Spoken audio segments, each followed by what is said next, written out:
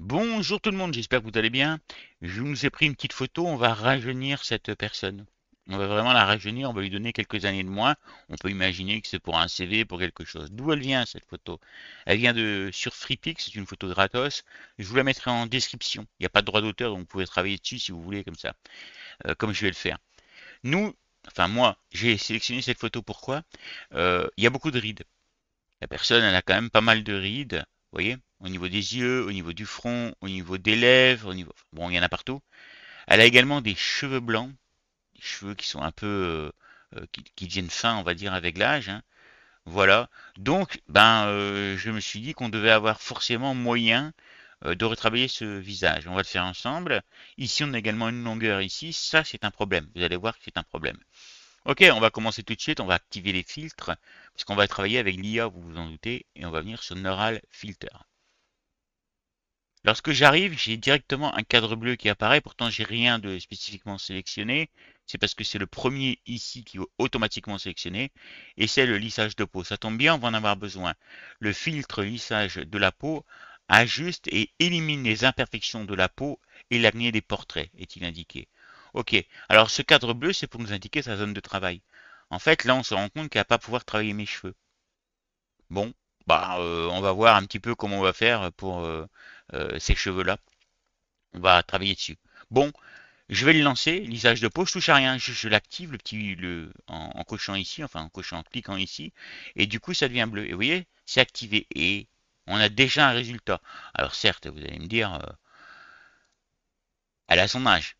Là, je suis complètement d'accord avec vous, mais elle fait plus, allez, je vais me permettre le mot entretenu, on va dire, plus maquillée, je ne sais pas, hein. Voilà.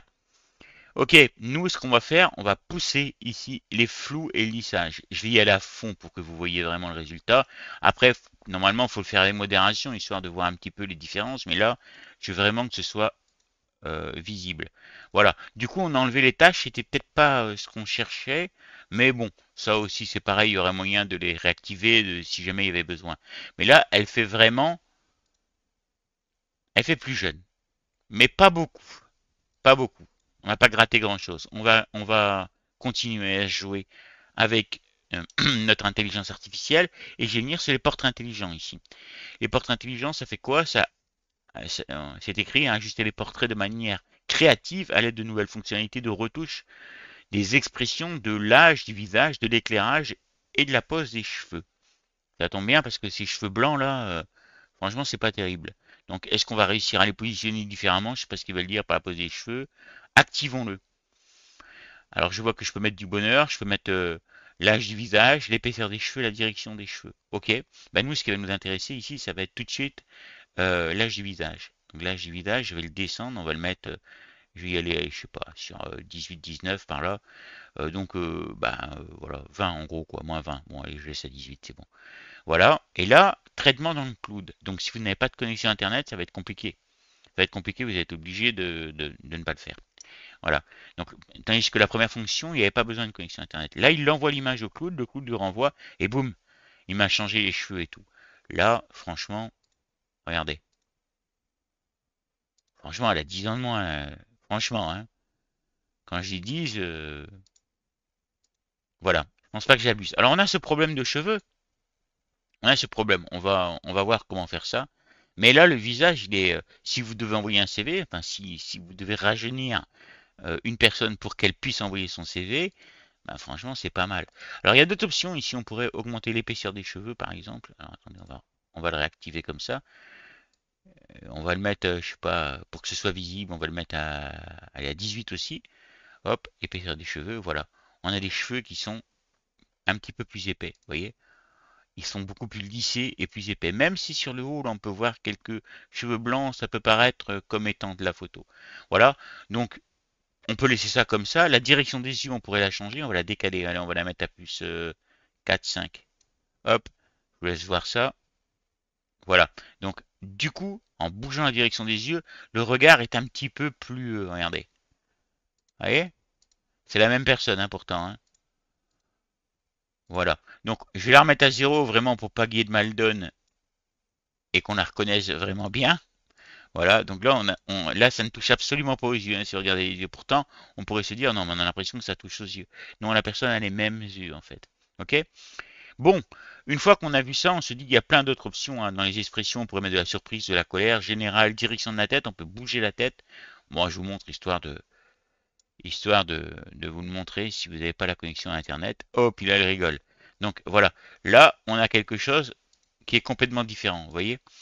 C'est la même personne, mais on a quelque chose de différent. Donc, quand vous voyez des gens qui vous mettent des sourires sur des photos, vous avez compris comment ils font en général. Bref, voilà, nous verrons comment faire exactement des sourires juste en bougeant les lèvres plus tard dans les vidéos. Ici, il y a différents paramètres que vous pouvez évidemment configurer. Maintenant, une fois qu'on a fait ça, nous, on va pas sauvegarder sur un nouveau calque. On va avoir besoin de travailler encore la photo. On a ces cheveux-là qui nous gênent. On va venir directement cliquer sur filtre dynamique. Alors pourquoi est-ce que je ne prends pas le calque actif? Ben, parce que ça écraserait ma photo. Un nouveau calque, ben, on n'aurait pas de possibilité de modification. Un nouveau calque masqué, ben pareil, on n'aurait pas de modification. Un filtre dynamique nous permet de remodifier, puis un nouveau document, bon, n'exagérons rien, mais enfin bon, ça peut servir. Allez, je prends le filtre dynamique et je clique sur OK. Voilà. Maintenant que j'ai mon filtre dynamique, ce que je peux faire, c'est à n'importe quel moment, je peux venir cliquer deux fois ici. Ici, pardon, je ne sais pas pourquoi je vais là. Ici, je clique deux fois et ça relance le Neural Filter. Ok? Voilà, ça me le remet en place et ça me recrée l'image. Je vous la remonte une fois. Tac, tac, avant, après. Ok, donc ben là pareil, hein, fil dynamique. Ok, on ressort pour être sûr. Voilà. Et maintenant, comment on va faire pour les cheveux ici? On va prendre l'outil de sélection ici tout simplement. Et moi, ce que je veux, c'est supprimer les cheveux qu'il y a là. Donc, je vais prendre ça là, comme ça, assez large. Voilà, j'ai fait remplissage génératif. Et là, qu'est-ce que je pourrais faire? Si je lui dis supprimer les cheveux, il va pas comprendre. Donc en fait, j'ai fait un cercle large comme ça pour lui indiquer que je voulais récupérer cette zone. D'accord? Cette zone et cette zone. Donc en fait, je suis en train de lui dire de recréer le pull et donc de me supprimer le reste ici. On a même ici, vous voyez, on a des petites taches, etc. Donc je vais faire générer directement. Et on va attendre. Là, c'est moi qui génère, c'est ma machine qui génère. Ce n'est plus de Claude. Voilà, je vais simplement lui faire des cheveux plus courts, hein. Voilà, là on a des cheveux qui sont pas mal. Ouais, là on a des cheveux qui sont vraiment pas mal et qui sont adaptés. Donc il m'a régénéré la zone ici, vous voyez. Ici il me l'a flouté un peu, mais c'est pas très grave. Et il m'a régénéré des cheveux. Alors vous êtes libre effectivement de venir prendre cette photo-là avec encore d'autres cheveux ou cette photo-là avec encore moins de cheveux. Et si vous régénérez, vous aurez au fur et à mesure, au fur et à mesure, peut-être pas au fur et à mesure, mais la probabilité d'avoir une photo où il y aura carrément plus les cheveux, mais directement le pull. Donc c'est à vous de voir. Voilà.